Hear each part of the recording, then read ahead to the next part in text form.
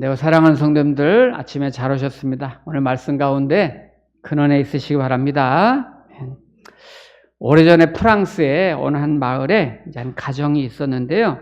아버지가 일찍 돌아가셨어요. 돌아가시고 이제 어머니가 어린 두 남매를 이제 키우게 됐습니다. 그런데 너무너무 가난해요. 너무너무 궁핍해요. 정말 눈물 날 만큼 너무 가난한 가운데 남매를 키웁니다. 이제 엄마가 이 두 아이들 혼자 키우려니 얼마나 힘들겠어요. 온갖 고생을 하면서 다 키우는데 사춘기에 접어든 큰 아들이 가난이 지긋지긋하고 내가 여기서 더 이상 못 살겠다. 편지 한 장을 남기고 가출을 해버립니다. 그 집에 기둥 같았던 아들, 엄마도 아들을 많이 의지했는데 또 여동생도 오빠를 의지했는데 편지 한 장 써놓고 훌쩍 가출하니 어머니와 동생이 너무 마음이 아파서 하염없이 웁니다. 우리 이제 어떻게 사나. 그러다가 이 엄마하고 딸이 결심을 하죠. 돈이 뭐길래, 우리 아들이 돈이 뭐길래, 가난이 뭐길래 이렇게 집까지 나가나. 이 가난 때문에 우리 가족이 뿔뿔이 흩어지겠다. 그래서 우리 이를 악물고 돈 좀 벌어보자. 그래서 엄마하고 딸이 악착같이 돈을 벌기로 결심을 하지요. 그래서 있는 돈 없는 돈 끌어 모아가지고 이제 이 강변에다가 조그만 여관 하나를 이제 숙박업을 개업을 하고서 음식 장사도 하면서 숙박업을 이제 이 여관 하나를 운영을 하게 됐어요. 그런데 그 운영을 하는데 강변이라서 손님들이 뭐 가끔 오긴 하지만 쉽게 그렇게 돈이 벌리는 게 아니죠. 생각처럼 돈이 벌리지 않으니까 장사가 잘 안 되는 거예요. 점점 어려워지니까 이 모녀가 나쁜 마음을 먹게 됩니다. 조금이라도 돈을 더 빨리 벌고 싶어서, 많이 벌고 싶어서 이제 가끔씩 손님이 오는데 손님 중에 돈이 좀 있어 보이는 손님들이 오시면은 거기다가 이제 음식에 수면제를 타가지고 잠들게 해서 그 돈을 훔쳐가기 시작해요. 그러다가 돈 욕심이 더 생기니까 이번에는 손님 중에 돈이 많은 사람이 오면은 그 손님에게 이제 이 수면제를 먹이고 약을 먹여서 강물에 던져서 버리고 그 사람이 가지고 있는 돈을 전부 다 빼앗아가는, 이렇게 해서 돈을 벌기 시작하죠. 그렇게 한 몇 달 하다 보니까 수입이 괜찮은 거예요. 돈이 많아지기 시작합니다. 그런데 사람은 돈을 벌면 벌수록 더 벌고 싶고 만족함이 없는 거예요. 더 갖고 싶은 거예요. 그러면서 1년, 2년 지나면서 부자 소리를 들으니까 계속 그러는 거예요. 우리 아들, 우리 오빠 다시 만날 날까지 열심히 돈 모아보자. 큰 돈을 더 갖고 싶은 마음에 더 악한 마음이 들고 양심이 마비된 거죠. 그 이후로도 부자 같은 손님이 와서 투숙객으로 들면 여전히 예전처럼 약을 먹여가지고 강물에 빠쳐버리고, 그리고 그 돈을 훔쳐서 자기네들이 점점 제 재산을 늘려가는 거죠. 그러는 중에 어느 날은 아주 젊은 신사인데 옷도 너무 잘 입고 가방도 있고 보니까 이 아주 대단히 부자처럼 느껴졌어요. 그래서 야, 저 사람 이번에 한 건 크게 올리겠다. 평소에 하던 대로 엄마하고 딸은 그 사람에게 수면제를 타서 마시고, 그리고 그 사람이 완전히 잠에 골아떨어졌을 때 밤에 그 사람을 이제 끌고 나가가지고 강물 물살에 떠내려가게 했어요. 그리고 평소처럼 돌아와서 그 손님의 주머니를 뒤지고 가방을 뒤지고 막 챙겼을 때 돈이 생각보다 많이 있었습니다. 야, 이제 살았다. 우리 이제 오빠 찾고 오빠 만나면 되겠다. 우리 아들 찾으면 되겠다. 그러면서 막 챙기고 있는데 그 옷 호주머니 안쪽에 딱 보니까 눈에 익은 사진이 있는데 보니까 자기 가족 사진이었어요. 자기 아들이었던 거고 우리 오빠였던 거예요. 세상에 이 아들인데 오빠인데 몰라보고서 그렇게 강물에다가 수면제를 먹여서 빠져 죽인 거죠. 이 아들은 청소년기 때 가출해가지고 도시에 나가서 고생을 많이 했지만 그 후회를 하면서 우리 엄마를 위해서, 내가 내 여동생을 위해서 정말 돈 많이 벌어서 행복하게 해줘야 되겠다. 온갖 고생하면서 돈을 많이 모은 거예요. 그리고 가서 이제 서프라이즈, 이제 놀려주고 재밌게 해주려고 일부러 가장하고 꾸며가지고 이렇게 돈가방 들고서 고향을 찾아왔는데 세상에 엄마는 그 아들을 알아보지 못하고 여동생도 자기 오빠를 알아보지 못하고 강물에다가 그렇게 약을 먹여서 던져 죽인 거예요. 그 사실을 알게 된 이 엄마하고 딸은 목 놓아서 울죠. 며칠 밥을 먹지 못하고 슬퍼서 왜 우리가 돈 때문에 또 아들을 잃는구나. 돈이 뭐라고 돈을 벌려다가 이렇게 아들까지 죽였고 우리 오빠까지 죽였구나. 그러면서 몇 날 며칠을 후회하며 울다가 이 두 모녀도 함께 손을 잡고 약을 먹고 강물에 투신을 하고 죽었어요. 이 내용은 알베르 까미가 지은 오해라는 소설에 나오는 이야기입니다. 이 프랑스 소설가 알베르 까미는 여러분 이거 다 소설에 나오니까 슬퍼하지 마세요. 소설이니까. 근데 이 알베르 까미는 무신론자잖아요. 무신론자인데 책은 잘 쓰지만은 염세주의자고 하나님이 없기 때문에 알베르 까미의 소설은 대부분 우울한 책이 많이 있습니다. 근데 우리가 이제 한 가지 여기서 교훈이 있지요. 돈에 미치고 돈에 빠지고 돈에 막 환장하는 그런 세상에 살다 보니 왜 돈을 벌어야 되는지 진짜 그 목적을 잃어버리게 된 거죠. 너무 돈 하다 보니까 돈이 왜 벌어야 되는지 그 이유와 명분까지 다 잃어버리게 된 거죠. 그 어머니와 딸은 오빠와 아들을 위해서 돈을 번다고 벌었지만 사실은 그것 때문에 오빠와 그 자기 아들을 죽이고 말았잖아요. 얼마나 안타까운 일이에요.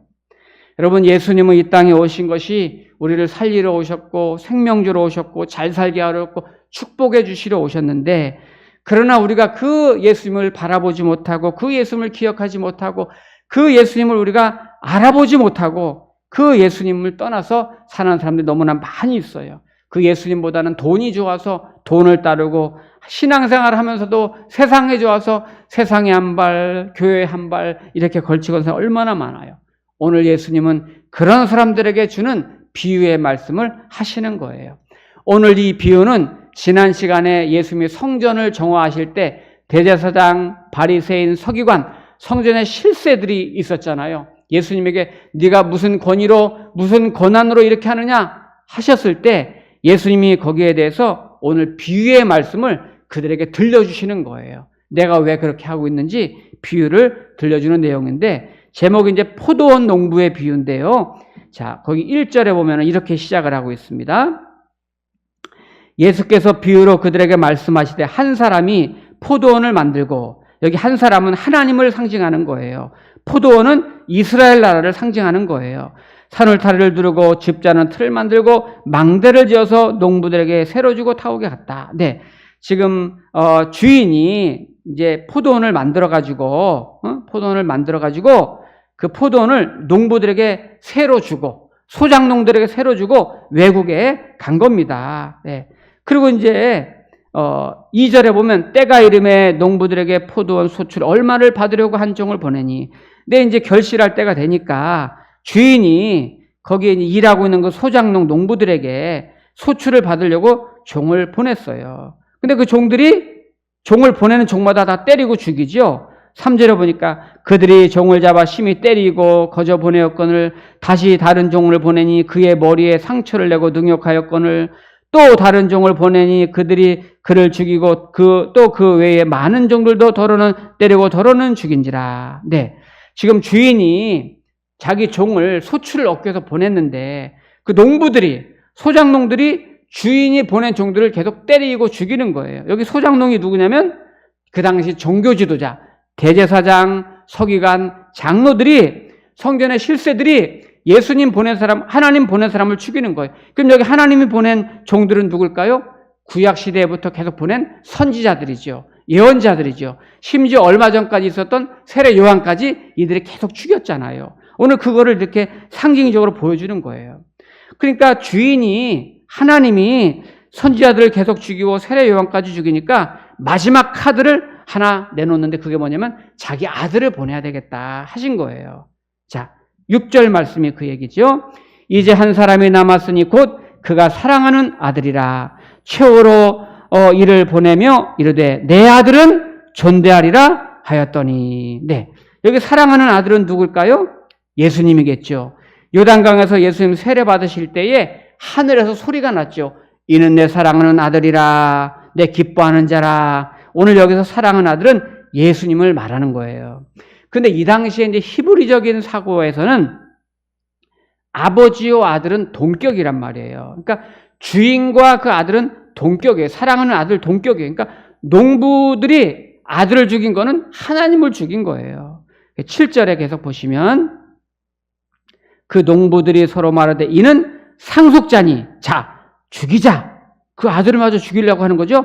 그러면 그 유산이 우리 것이 되리라 하고 이에 잡아 죽여 포도원 밖에 내던졌느니라. 와서 내던느니라. 포도원 주인이 어떻게 하겠느냐? 와서 그 농부들을 진멸하고 포도원을 다른 사람들에게 주리라. 네. 지금 포도원 주인이 마지막 종들을 보내다가 다 죽이니까 이제 마지막 사랑하는 아들을 보냈는데 그 아들마저 이 소작농 농부들이 죽인 거예요. 이 아들을, 주인의 아들을 죽인 거는 주인과 동급이 되는 그 주인을 죽인 거랑 마찬가지예요. 주인이 직접 포도원에 오신 거나 마찬가지란 말이에요. 그런데 이 농부들은 그 아들이 상속자니 그 아들을 죽이자 해서 죽인 거예요. 그런데 우리가 이 내용을 지금 이렇게 보면은 얼핏 보면은 이 농부들이 포도원이 욕심이 나가지고 그 땅이 욕심이 나서 아들을 죽인 것처럼 느껴집니다. 그런데 사실은 이런 탐심 때문이 아니라 더 큰 욕심이, 더 큰 이유가 있어요. 물론 그 땅을 차지하려는 욕심도 있었겠지만 이거보다 더 큰 다른 이유가 있어서 이 아들을 죽인 거예요. 오늘 이 똑같은 내용이 마태복음에 나오는데 마태복음은 그 한 줄이 추가됐어요. 그 이유가. 자, 우리 마태복음 한번 직접 가보겠습니다. 마태복음 21장을 한번 가보세요. 여기 잠깐 접어두시고 마태복음 21장을 가시면 거기 이제 한 절이 거기는 추가가 됐는데 마태복음 21장 40절 말씀 볼게요. 21장 거기 33절부터 이제 포도원 비유 나오잖아요. 똑같이 나오는데 21장 40절 볼게요. 그러면 포도원 주인이 올 때에 그 농부들을 어떻게 하겠느냐. 여기까지는 똑같죠. 마가복음이랑. 마가복음에 없는 41절이 있어요. 그들이 말하되 그 악한 자들을 진멸하고 포도원은 제때에 열매로 바칠 만한 다른 농부들에게 새로 줄지니라. 근데 여기 제때에 이런 말이 나오고 열매를 바칠 만한 다른 농부에게 새로 줄지니라. 열매를 바칠 만한 농부에게 새로 준다는 말이 있어요. 자, 그럼 이 말이 무슨 뜻일까요? 지금 농부들이, 이 소작농들이 포도원에 대해서 겉으로 보기에는 포도원을 자기네가 차지하려는 것처럼 욕심 때문에 아들을 죽인 것처럼 보이는데 오늘 마태복음에 추가된 구절을 보니까 더 근본적인 진의가 있어요. 주인이 때가 돼서 소출을 얻으려고 종을 보냈는데 불행하게도 그 농부들이 주인이 원하는 소출이 없었던 거예요. 소출이 있었으면 주면 되는데 그 소출을 열매를 맺지 못한 거예요. 그냥 당황해서 죽인 거예요. 주인이 이스라엘이라는 포도원에 엄청나게 투자를 했는데 결국 이 농부들은 아무런 열매를 맺지 못하니까 사실은 열매를 맺을 실력이 안 됐던 거예요. 네. 아예 그들은 열매를 맺을 수 없는 그런 사람들이에요. 즉 지난주 대제사장, 서기관, 바리새인, 장로들은 생각하기에 뭐라 그랬죠? 우리는 아브라함의 자손이로다. 당연히 아브라함의 자손이니까 구원받고 당연히 축복받을 것만 생각해가지고 성전에 실세 노수를 했는데 본인들이 모르는 게 있었어요. 본인들이 구원받아야 될 존재라는 것을 전혀 깨닫지 못하고 있는 거예요. 네. 까맣게 모르고 있는 거예요. 아예 구원받을 실력도 없는 거예요.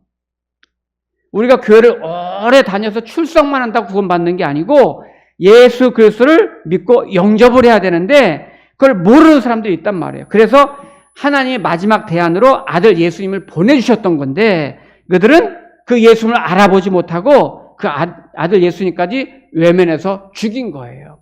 그래서 갑자기 예수님이 비유를 또 한 가지 건축에 관한 비유를 하면서 예수님을 소개하는 겁니다. 너희들이 버린 예수, 죽인 예수가 어떤 사람인지를 지금 소개하는 게 거기 이제 그 다음 절 10절 말씀 보시면 오늘 본문 마가복음 돌아와 보시고요. 마가복음 돌아와 보시면 12장 10절에 갑자기 예수님이 짧은 비유 하나를 하시죠. 오늘 원래 읽었던 마가복음 12장 10절 말씀 제가 읽을게요. 너희가 성경에 건축자들이 버린 돌이 모퉁이의 머릿돌이 되었나니. 네.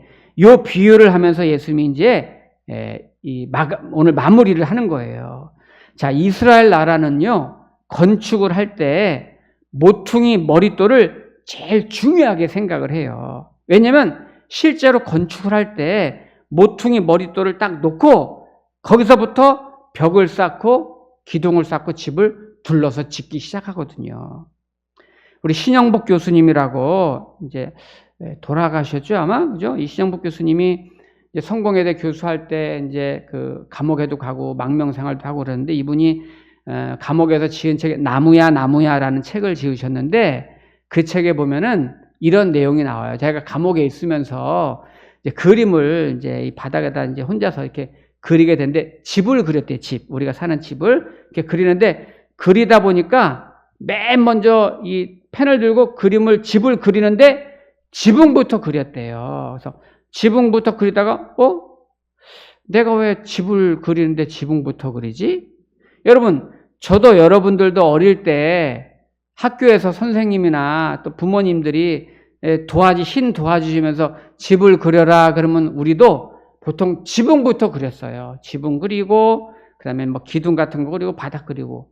근데 여러분 실제로 건축 현장에 가서 집 짓는 거 보세요. 지붕부터 져요? 지붕부터 지을 수가 없잖아요. 그죠? 바닥부터 콘크리트 바닥부터 깔고 그 기둥 세우고 맨 나중에 지붕을 씌운단 말이에요. 근데 우리는 이상하게 지붕부터 그려. 그거 좀 이상하잖아요. 그러니까 신영복 교수가 이상하다 이건 아닌데 왜 내가 지붕부터 그릴까? 바닥부터 당연히 그림을 그려야지 집을 짓는 것처럼 그려지는 건데 왜 그랬을까? 이런 생각을 하면서 묵상하는 거기다 글을 쓴 게 있어요. 그런데 이 유대인들은 가장 먼저 모퉁이 돌을 먼저 놓고 거기서부터 벽을 쌓기 시작하고 이제 이 담을 쌓기 시작하면서 울타리를 만들고 건물을 세우거든요. 근데 우리나라는 모퉁이 돌을 맨 나중에 다 짓고 나서 맨 나중에 모퉁이 돌을 그냥 입구에다 그냥 끼워 넣잖아요. 우리랑 완전히 반대 개념이죠. 이스라엘 나라, 유대 나라는 그래서 모퉁이 돌을 먼저 세우는데 이게 이제 기초석이 되고 가장 중요한 중심돌이니까요. 그런데 오늘 성경의 내용은 뭐냐면은 가장 기초석이 되고 중심이 될 중요한 기준이 되는 그 모퉁이 돌을 어떤 건축가가 보더니 이거 이 별 볼 일 없는 돌 같은데 하면서 그 돌을 버렸단 말이에요. 버렸는데 나중에 이제 실제로 건축하려고 보니까 그 돌 어디 갔어? 찾는 거예요. 그 돌이 모퉁이 돌, 가장 중요한 돌, 가장 기초석이 되었다는 것을 나중에 깨달은 거예요. 근데 그 모퉁이 돌이 누구냐면 예수님이란 말이에요. 예수님. 하나님의 아들 예수님이 그 당할 일을 예언적으로 여기 보여주는 거예요. 그렇게 중요한 돌이었던 건축자들이 건축하는데 그 돌 필요 없다 하고 버렸던 그 돌이 나중에 보니까 가장 중요한 돌이고 가장 기초석이 되더라는 거예요. 그럼 왜 버렸을까요? 그 돌을. 그 사람들이 왜 버렸냐면 성경에서 오늘 말하는 이 머릿돌은 우리가 생각하는 개념이랑 좀 다르죠. 우리나라는 말씀드린 대로 집이 다 완성된 다음에 이 머릿돌을 거기다 그냥 새겨서 넣지만 히브리 사람들, 유대 사람들은 머릿돌을 놓고서 거기서부터 이제 집을 짓기 시작하니까 그게 기준돌이니까요. 그런데 이 건축자들이 그 가장 중요한 기초석, 기준이 되는 돌을 버렸는데 왜 버렸느냐? 우리 제가 예전에 전도사로 심우할 때 전도사로 있던 그 교회에서 제가 심우하는 그 기간 동안 성전 건축을 했어요. 근데 그 당시에 이제 IMF 그 관리 체제에 우리나라가 있어가지고 경제적으로 너무 어려웠어요. 얼마나 힘들었어요. 공장들도 많이 망하고 그 막 직장에서 쫓겨난 사람들 많았잖아요. 근데 건물이 막 아슬아슬하고 너무 힘드니까 또 몇 년 전부터 이제 건축한 거 뭐 하는 것도 있고 하니까 예정했던 거라 그냥 IMF지만은 우리 어렵게 모았던 거 또 성도님들 십시일반 해가지고 건축 해가지고 지읍시다. 이렇게 해서 공사를 시작을 한 거예요. 그래서 어렵게 기간도 더 걸리고 성도님들이 헌금도 힘껏 해가지고 이렇게 이제 건물을 완성을 했어요. 그럼 성전 안에 겉에만 완성됐다고 되는 게 성전 안에 기물을 넣어야 되잖아요. 성물들 다 넣어야 되는데 돈이 너무 어려운 중에 막 이 대출까지 받아서 했으니까 성물은 우리 그냥 그대로 쓰던 거 그대로 다 넣읍시다 그랬어요. 그래서 예전에 쓰던 그 장의자, 피아노, 강단, 또 주방의 식탁이며 전부 다 기존의 걸 다 그냥 들여 놓았어요. 그리고 이제 헌당식을 하려고 딱 들어가서 보니까 아유, 이게 모양이 안 나오는 거야. 그죠? 이 건물은 새 거고 반짝반짝한데 들어보니까 전부 다 의자는 막 흔 거 그냥 옛날 그냥 그런 흔 거에다가 강단도 흔 거지, 식당 들어가도 옛날 거 그냥 테이블 갖다 놓고 주방기구 막 전부 다 시커멓게 탄 거지. 이게 모양이 아닌 거예요. 아닌 거야. 그래서 이제 목사님이 장로님들랑 다시 회의하고 의논하고 해서 우리 참 성도들에게는 미안하지만 다시 한번 특별헌금 합시다. 대출도 한번 받읍시다. 이래가지고 또 어렵게 결정해가지고 또 성도님들한테 미안합니다 하면서 광고해가지고 성도님들도 막 어려운데 또 막 헌금도 해주시고 대출 좀 더 받고 이 선물도 또 비싸거든요. 예? 또 예배당 크니 얼마나 비싸겠어요. 그래 눈물을 머금고 선물과 이런 기물들 전부 다 새로 싹 들여서 들어갔어요. 그랬더니 얼마나 예쁘고 아름답고 반짝반짝해요. 너무 좋죠. 새 성전 같지요. 우리 성도님들도 그런 경우 있죠. 여러분들도 새 집에 들어갈 때 또는 뭐 집을 리모델링 했을 때 들어갈 때 새 집인데 옛날 가구, 옛날 살림 그대로 갖다 놓으면 그 새 집이 폼이 안 나요. 예, 그죠? 새 집엔 새 물건이 들어가야 되죠. 지금 여기 건축자들이 이 가장 중요했던 모퉁이 돌을 버린 이유가 있어요. 건축하는 사람들이 모퉁이 돌인지를 몰랐겠어요? 근데 그걸 버린 거예요. 왜냐? 요즘 우리들이 쓰는 표현으로 하면 결이 다른 거예요. 이 모퉁이 돌이 결이. 그러니까 자기네들이 오랫동안 전통적으로 생각했고 지켜왔던 관례, 간습, 습관, 경험, 이 실세들이 가지고 있었던 기대했었던 집의 재료와 예수님이라는 그 모퉁이 돌이 안 맞는 거예요. 요즘식으로 말하면 내가 집을 이렇게 지어야 그 집의 모양, 구조, 시스템 이런 것들이 이렇게 해서 지으려고 하는데 모퉁이 돌은 우리 집의 구조랑 깔맞춤이 안 되는 거예요. 필요 없다고 버린 거예요. 예수님이 오셔서 선포하신 진리의 말씀, 하나님의 나라를 이 종교 지도자들이, 실세들이, 바리새인들이, 장로들이 가만히 듣고 있다 보니까 자기네들이 기존에 가지고 있었던 신앙의 틀, 종교의 틀, 그런 사고의 모양이랑 너무 다른 거예요. 그러니까 예수님이 계속해서 하나님의 나라를 선포하시고 진리의 말씀을 전하지만 자기네들 들어볼 때는 자기네랑 영 다르고 아닌 거죠. 그러니까 그까짓 거, 야, 저 예수라는 사람 저거 말 들어보니까 우리랑 너무 달라. 우리가 지으려고 하는 구상하는 그 집이랑 전혀 맞지 않아. 야, 성문 밖에 내다 버려라. 그래서 그 모퉁이 돌과 같았던 그 예수님을 성문 밖에 내다 버려서 십자가 못 박혀 돌아가시게 한 거죠. 그런데 놀랍게도 우리 기독교는 내다버린 그 모퉁이 돌에서부터 시작이 된 거예요. 누구나 다 우리랑 다르다, 보잘것없다, 아무 소용없다고 했었던 그 모퉁이 돌을 내다버린 그 돌에서 오히려 그 돌이 우리에게 구원을 주고 믿음을 줬던 기독교의 모퉁이 돌이 된 거예요. 여러분 고린도전서 1장 8절 말씀, 십자가의 도가 멸망하는 자들에게는 미련하고 어리석은 것이지만 구원받는 우리에게는 하나님의 능력이 됨이라, 이런 말씀이 있잖아요. 바로 여기서 우리 한국교회가 놓치지 말아야 될 영적인 인사이트가 있어요. 미국의 팀 켈러라는 목사님이 만들어진 신모회가 여러 가지 책을 쓰셨는데 그분이 읽은 책 중에 자주 하는 말이 있어요. 뭐냐면 현대 교회들이 너무 현대 사회를, 현대 문화를 흉내내려고 쫓아가는 경향이 있다. 교회가 아무리 세상을 따라가려고 해도 못 따라간다. 그런데 왜 세상이랑 다른 길을 갈 생각을 하지 않고 세상을 가서 배우려고 그러고 세상의 경영 방식을 받아들이고 세상의 문화를 교회에다가 들여오고 세상의 원리를 자꾸 교회에서 취하려고 하느냐. 교회는 교회답게 누가 봐도 교회가 뒤떨어진 것 같고 십자가가 미련해 보이고 복음이 고리타분하게 보여도 그 복음이 예수님이야말로 진리고 구원이고 영생이 있고 생명의 말씀인데 왜 그거를 따르지 않고 세상의 좋은 문화, 세상에 좋아 보이는 그런 세속적인 것들을 교회에 들여오려고 하느냐. 그런 말씀을 많이 하세요. 여러분, 교회는 교회다워야 되는 거예요. 세상에서 교회를 볼 때는 아유 뭐 저게 뭐야.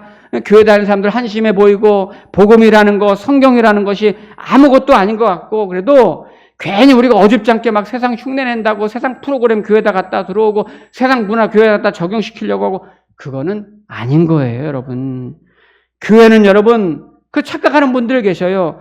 교회가 세상보다 힘이 세지고 막 더 세련되고 막 더 잘 나가면 세상 사람들이 교회 따라올 것 같아요? 안 그래요. 그렇지 않아요. 교회는 교회답게 세상에 지향하는 것과는 다르게 너희는 이 세대를 본받지 말라 그랬잖아요. 순수한 복음, 오직 예수님의 말씀을 가지고 우직하게 이 믿음의 길, 복음의 길을 걸어가면 되는 거예요. 거기에 복음이 있고 거기에 능력이 있고 거기에 생명이 있는 거잖아요.